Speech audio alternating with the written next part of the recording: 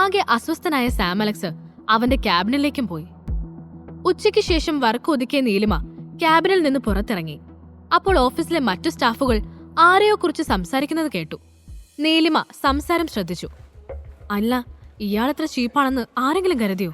എന്താ അല്ലേ? അതെ, അല്ലെങ്കിൽ ഇയാൾക്ക് എന്തിന്റെ കുറവായിരുന്നു? അയാൾക്ക് അഹങ്കാരം കൂടിയതുകൊണ്ടാ എന്നിങ്ങനെ സ്റ്റാഫുകൾ പരസ്പരം പറഞ്ഞു. അവർ സംസാരിക്കുന്നത് സാം അലക്സിനെ കുറിച്ചാവുമെന്നാണ് നീലിമ കരുതിയത്. പക്ഷേ അവളുടെ ആ തെറ്റിദ്ധാരണ മാറിയത് അവരുടെ സംസാരം കൂടുതൽ ശ്രദ്ധിച്ചപ്പോഴാണ്. ഇയാൾ ഒന്നുമില്ലെങ്കിലും അറിയപ്പെടുന്ന ഒരു ആക്ടർ അല്ലേ? അയാൾക്ക് എന്തിന്റെ കേടായിരുന്നു? ഒരു സ്റ്റാഫ് പറഞ്ഞു. എന്നാൽ ഈശ്വര, ഞാൻ ഇയാളെ ആണല്ലോ ക്രഷായി കൊണ്ടു നടന്നെന്ന് ഓർക്കുമ്പോൾ എനിക്ക് എന്നോട് തന്നെ വെറുപ്പ് തോന്നുന്നു. മറ്റൊരു സ്റ്റാഫ് പറഞ്ഞു. എന്നാൽ ആരെങ്കിലും കരുതിയോ ആ രാംദേവ് ഒരു പെണ്ണിനെ റേപ്പ് ചെയ്തിട്ട് കേസിൽ പെടുവെന്ന്? മറ്റൊരു സ്റ്റാഫ് പറഞ്ഞു. അവർ ആക്ടർ രാംദേവിനെ കുറിച്ചാണ് സംസാരിക്കുന്നതെന്ന് നീലിമയ്ക്ക് അപ്പോൾ മനസ്സിലായി. അവൾ ഉടനെ അമ്പരപ്പോടെ ഫോൺ എടുത്ത് സോഷ്യൽ മീഡിയ തപ്പി. അവളുടെ ഊഹം ശരിയായിരുന്നു. നടൻ രാംദേവ് പ്രായപൂർത്തിയാകാത്ത പെൺകുട്ടിയെ ബലാത്സംഗം ചെയ്തെന്ന വാർത്ത അതിനോടകം സോഷ്യൽ മീഡിയയിൽ വൈറലായിരുന്നു. നീലിമ ആശങ്കയോടെ ന്യൂസ് വായിച്ചു നോക്കി. അവൾക്ക് സത്യത്തിൽ അത് വിശ്വസിക്കാൻ സാധിച്ചില്ല. രാംദേവ് അത്ര മോശക്കാരനാണെന്നവൾക്ക് ഒരിക്കലും തോന്നിയിട്ടില്ല. വാർത്ത ഫേക്ക് ആയിരിക്കുമെന്ന് തന്നെ നീലിമ വിചാരിച്ചു. അപ്പോൾ സൂര്യയുടെ ഷൂട്ടിംഗ് സെറ്റിൽ നിന്ന് പ്രിയങ്ക നീലിമയെ ഫോണിൽ വിളിച്ചു. ഹലോ. നീലിമ ഉടനെ ഫോൺ എടുത്തു. ഹലോ മാം, അറിഞ്ഞില്ലേ ആ നടൻ രാംദേവ് ആരെയോ റേപ്പ് ചെയ്തെന്ന്? അത് സത്യമാണോ എന്ന് അദ്ദേഹത്തെ ഒന്ന് വിളിച്ച് ചോദിച്ചുകൂടായിരുന്നോ? പ്രിയങ്ക ചോദിച്ചു. നീലിമ അല്ലെങ്കിൽ തന്നെ അസ്വസ്ഥയായിരുന്നു. അവൾ ഉടനെ പറഞ്ഞു. നീ അവിടെ ഇതൊക്കെ നോക്കാനാണോ പോയത്? മര്യാദയ്ക്ക് സൂര്യയുടെ കാര്യങ്ങൾ നോക്ക്.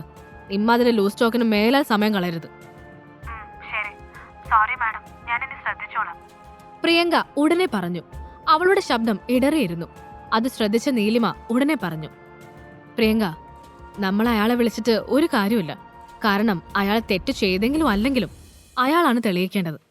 നമ്മളെ വിളിച്ചെന്ന് വെച്ച് അയാൾ സത്യം പറയോ? നീലിമ ചോദിച്ചു. അങ്ങനെയല്ല മാഡം, നമ്മൾക്ക് അറിയാവുന്ന ആളല്ലേ, സോ ഒന്ന് വിളിച്ച് ചോദിക്കുന്നതല്ലേ മര്യാദ. പ്രിയങ്ക ചോദിച്ചു. വിളിക്കേണ്ട കാര്യമൊന്നുമില്ല. അയാളെ ചിലപ്പോ തെറ്റൊന്നും ചെയ്തു കാണില്ല. സോഷ്യൽ മീഡിയയിൽ വരുന്ന എല്ലാം സത്യമൊന്നുമല്ല. ചിലപ്പോൾ ആരോപണം മാത്രമാവും ഇത്. നീലിമ പറഞ്ഞു. മനസ്സിലായി മാഡം, ഞാൻ പിന്നെ വിളിക്കാം. പ്രിയങ്ക അത്രയും പറഞ്ഞ ശേഷം ഫോൺ വെച്ചു. നീലിമ വീണ്ടും രാംദേവിന്റെ കാര്യങ്ങൾ ഓർത്തു. അയാൾ ആരെങ്കിലും കുടിക്കിയതായിരിക്കാനാണ് സാധ്യത എന്നവൾ ചിന്തിച്ചു. പ്രിയങ്ക ചോദിച്ചതുപോലെ അയാളെ ഒന്ന് വിളിച്ച് കാര്യങ്ങൾ അന്വേഷിച്ചു നോക്കിയാലോ എന്നൊരു തോന്നലിൽ നീലിമ ഫോൺ എടുത്തു. പക്ഷേ അവൾക്ക് അയാളെ വിളിക്കാൻ തോന്നിയില്ല. അവസാനം വൈൻ വീണ വസ്ത്രം അലക്കിക്കൊണ്ട് തന്നപ്പോൾ കണ്ടതാണ് അയാളെ. അതിനുശേഷം കോണ്ടാക്ട് ചെയ്തിട്ടില്ല. രാംദേവ് തന്നോട് അല്പം അടുപ്പമുള്ള പോലെയാണ് പെരുമാറിയിരുന്നത്. ഇപ്പോൾ അങ്ങോട്ട് കയറി വിളിച്ചാൽ അയാൾ അത് മുതലെടുത്ത് തിരിച്ചു വിളിക്കാൻ തുടങ്ങുമെന്ന് നീലിമ കരുതി. ഒന്നും വേണ്ട. അവൾ ഫോൺ താഴെ വെച്ചു. നീലിമ വീണ്ടും ഓരോന്ന് ഓർത്തുകൊണ്ടിരിക്കെ അവളുടെ ഫോൺ പെട്ടെന്ന് ശബ്ദിച്ചു. നീലിമ ഫോൺ എടുത്ത് നോക്കി. അപ്പോൾ രാംദേവ് എന്ന പേര് മൊബൈലിൽ തെളിഞ്ഞു. അയാൾ തന്നെ എന്തിനാണ് വിളിക്കുന്നതെന്നറിയാതെ നീലിമ അത്ഭുതത്തോടെ നിന്നു. ഹലോ, നീലിമ പറഞ്ഞു. അവളുടെ സംസാരം കേട്ടിട്ടും മറുവശത്ത് നിന്ന് അനക്കമൊന്നും കേട്ടില്ല. നീലിമ അപ്പോൾ വീണ്ടും ഹലോ എന്ന് പറഞ്ഞു. ഇത്തവണ രാമൻ അവളോട് സംസാരിക്കാതിരിക്കാൻ കഴിഞ്ഞില്ല. ഹലോ നീലിമ. രാംദേവ് പറഞ്ഞു. പറയൂ മിസ്റ്റർ റാം. നീലിമ അവനോടായി പറഞ്ഞു. രാംദേവ് ആകെ തകർന്നു നിൽക്കുകയായിരുന്നു. അയാളെ സംബന്ധിച്ചിടത്തോളം ഇതിലും വലിയ അപമാനം ഇനി വരാനില്ല. നീലിമയെങ്കിലും തന്നെ മനസ്സിലാക്കുമെന്ന് കരുതിയാണ് അവൻ അപ്പോൾ അവളെ വിളിച്ചത്. നീലിമ, താൻ അറിഞ്ഞുവെന്നറിയില്ല, ഇപ്പോൾ സോഷ്യൽ മീഡിയയിൽ വൈറൽ വാർത്തകൾ എന്നെ കുറിച്ചാണ്. ഞാനൊരു കുട്ടിയെ പീഡിപ്പിച്ചെന്ന്, അതും മാനസിക വൈകല്യമുള്ള കുട്ടിയെ. നീലിമ അത് സത്യമാണെന്ന് കരുതുന്നുണ്ടോ? രാംദേവ് ചോദിച്ചു. അയാളുടെ അവസാന പ്രതീക്ഷ പോലുള്ള ചോദ്യത്തിന് എന്ത് മറുപടി പറയണമെന്നറിയാതെ നീലിമ നിന്നു. അയാളെ കൂടുതൽ വിഷമിപ്പിക്കാൻ അവൾ ആഗ്രഹിച്ചില്ല. രാംദേവ് സോഷ്യൽ മീഡിയയിൽ കാണുന്നതെല്ലാം വിശ്വസിക്കുന്ന ആളല്ല ഞാൻ. ആ ന്യൂസ് കണ്ടപ്പോൾ തന്നെ എനിക്ക് നിങ്ങളെ ആരോ ചതിച്ചതായിട്ടാണ് തോന്നിയത്. അതുകൊണ്ട് നിങ്ങൾ ഒരാളെ റേപ്പ് ചെയ്തെന്ന് ഞാൻ ഒരിക്കലും വിശ്വസിക്കുന്നില്ല. നീലിമ പറഞ്ഞത് കേട്ട് രാംദേവിന് അല്പം ആശ്വാസം തോന്നി. നീലിമ, തനിക്കറിയോ, എന്റെ ഏറ്റവും അടുത്ത ബന്ധുക്കൾ പോലും ഈ കാര്യം അറിഞ്ഞപ്പോൾ എന്നെ തള്ളി പറഞ്ഞു. താൻ മാത്രമാണ് എന്നെ വിശ്വസിക്കുന്നത്. മറ്റൊരാളും എന്റെ ഭാഗത്ത് ന്യായമുണ്ടെന്ന് പോലും ചോദിച്ചില്ല. വായിൽ തോന്നിയത് അവര് തന്നെ അങ്ങ് പറഞ്ഞ് പ്രചരിപ്പിക്കുകയാണ്. രാംദേവ് വിഷമത്തോടെ പറഞ്ഞു. അയാൾ പറയുന്നത് കേട്ട് നീലിമയ്ക്ക് അയാളോട് സഹതാപം തോന്നി. സൂര്യയെ ഉയർത്തിക്കൊണ്ടുവരാൻ ശ്രമിക്കുന്ന പാട് അവൾക്ക് നന്നായി അറിയാം. അതേപോലെ തീരെ ചെറിയിടത്തിൽ നിന്ന് വളർന്നു വന്ന ആളാണ് രാംദേവ്. ഈ നിലയിലെത്താൻ അയാൾ എത്രത്തോളം കഷ്ടപ്പെട്ട് കാണുമെന്ന് അവൾ ആലോചിച്ചു. റാം, നിങ്ങൾ അതൊന്നോർത്ത് വിഷമിക്കണ്ട. ഇന്ന് നിങ്ങളെ പറഞ്ഞ ആളുകൾ നാളെ വീണ്ടും ഇങ്ങോട്ട് തന്നെ വരും. ഇതിലൊന്നും വലിയ കാര്യമില്ല, നീലിമ പറഞ്ഞു. രാംദേവ് മൂളി. നീലിമയോട് സംസാരിച്ചപ്പോൾ അയാൾക്ക് വല്ലാത്ത ആശ്വാസം തോന്നി.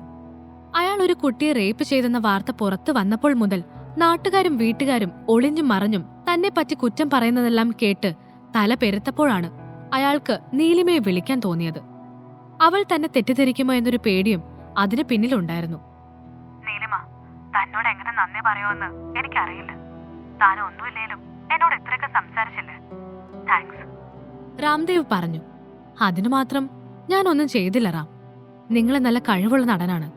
അതുകൊണ്ട് നിങ്ങൾ എങ്ങനെ ആർക്കും എളുപ്പം തകർക്കാനൊന്നും പറ്റില്ല.